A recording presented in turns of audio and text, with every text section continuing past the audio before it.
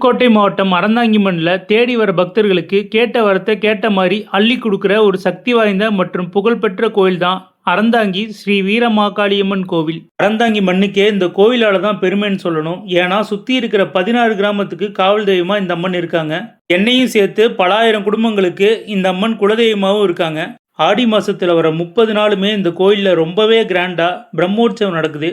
இந்த 30 நாளுமே அறந்தாங்கி மட்டும் இல்லாமல் புதுக்கோட்டை மாவட்டமே ஒரே திருவிழா கோலத்தில் தான் இருக்கும். இவ்வளவு பெருமைகளை கொண்ட இந்த கோயிலுக்கு ஒரு ஆச்சரியமான வரலாறு இருக்குது. இந்த கோயிலோட வரலாறு தான் 300 வருஷம். ஆனால் இந்த அம்மனுடைய காலம் யாருக்குமே தெரியாது. ஏன்னா 300 வருஷத்துக்கு முன்னாடியே இந்த மக்கள் சுயம்பு வடிவத்தில் இந்த அம்மனை வழிபாடு பண்ணிக்கிட்டு தான் வந்தாங்க. சுமார் 300 வருஷத்துக்கு முன்னாடி இந்த ஊர் மக்களுக்கு ஒரு ஆசை வருது. அது என்னன்னா, காலங்காலமாக நம்ம வச்சு வழிபட்டுக்கிட்டு வர அம்மனுக்கு ஒரு அழகான சிலை செஞ்சு பெருசாக ஒரு கோயிலையும் கட்டி வழிபடணுங்கிறது தான் அந்த ஆசை.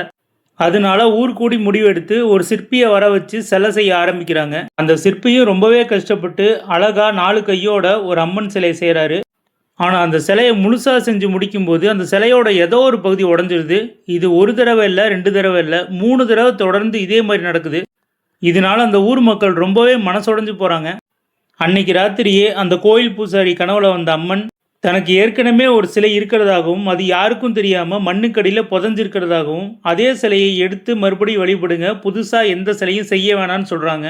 அதுக்கு பூசாரி என்ன சொல்கிறாருன்னா, அந்த சிலையை நாங்கள் எப்படி கண்டுபிடிக்கிறதுன்னு கேட்குறாரு. அதுக்கு அம்மன், என் கோயிலில் இருந்து ஒரு ஆட்டை நடக்க விடுங்க, அந்த ஆடு போய் எங்கே உட்காருதோ அந்த இடத்துக்கு அடியில் தோண்டி பாருங்க, அந்த சிலை கிடைக்கும் அப்படின்னு சொல்கிறாங்க. மறுநாள் பூசாரி இதை ஊர் மக்கள்கிட்ட சொல்ல, ஒரு ஆட்டை கோயிலிருந்து நடக்க விடுறாங்க. அந்த ஆடும் ஒரு பகுதியில் போய் உட்காருது. ஊர் மக்கள் எல்லாம் அந்த இடத்துக்கு அடியில் தோண்டி பார்க்குறாங்க. கனவுல அம்மன் சொன்ன மாதிரியே 6 அடியில் 8 கையோட ஒரு அழகான அம்மன் சிலை கிடைக்குது.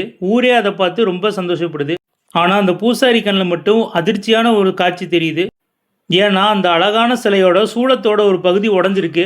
ஆகம விதிப்படி கருவறையில் உடஞ்சி போன சிலைகளை பிரதிஷ்டை பண்ணக்கூடாது அப்படிங்கிற ஒரு முறை இருக்கிறதுனால அந்த பூசாரியும் ஊர் மக்களும் ரொம்பவே கனத்த மனசோட அந்த இடத்த விட்டு போகிறாங்க. அன்னைக்கு நைட்டே பூசாரியோட கனவுல சின்ன குழந்தை வடிவத்தில் வந்த வீரமாகாளி சிலை கிடைச்சதுக்கப்புறம் அதை வழிபடுறதுக்கு என்ன தயக்கம்னு கேட்குறாங்க. அந்த பூசாரி, சிலையில் ஒரு குறை இருக்குது, இதோட பிரதிஷ்டை பண்ண முடியாதுன்னு சொல்கிறாரு. அதை கேட்டு சிரிச்ச அம்மன், உங்கள் வீட்டில் ஒரு குழந்தை பிறந்து அதுக்கு ஏதாவது ஒரு குறை இருந்தால் அந்த குழந்தையை ஏற்றுக்குவீங்களா, இல்லை இந்த மாதிரி ஒதுக்கி வச்சிருவீங்களான்னு கேட்குறாங்க. எந்த தயக்கமும் இல்லாமல் இதே சிலையை பிரதிஷ்டை பண்ணி கோயில் கட்டி நம்பிக்கையோடு வணங்கி வந்தால் இந்த ஊரையும் மக்களையும் நல்லபடியாக காப்பாற்றுவேன்னு அம்மன் சொல்லிட்டு மறைஞ்சிடுறாங்க. மறுநாள் பூசாரி இதை ஊர் மக்கள்கிட்ட சொல்ல அவங்களும் ஒத்துக்கிறாங்க. அன்னையிலிருந்து இன்னைய வரைக்கும் இந்த கருவறையில் மூலவராக காட்சி கொடுக்கறது இந்த சிலை தான். இன்னைக்கு நம்ம இந்த கோயிலுக்கு போனாலும் நம்ம கையெடுத்து வணங்கக்கூடியது, நம்ம பார்த்து ரசிக்கக்கூடியது இதே சிலை தான். காளின்னு பேர் இருந்தாலும் இந்த அம்மனோட கையில் கபாலம் இல்லை. சிவனும் சக்தியும் சேர்ந்த உருவமாக தான் இங்கே இருக்காங்க. ஏன் அப்படி சொல்கிறேன்னா, இந்த அம்மனுக்கு ஒரு காதில் சிவனுக்குரிய நாகாபரணமும் இன்னொரு காதில் பார்வதிக்குரிய பாம்படமும் இருக்கும்.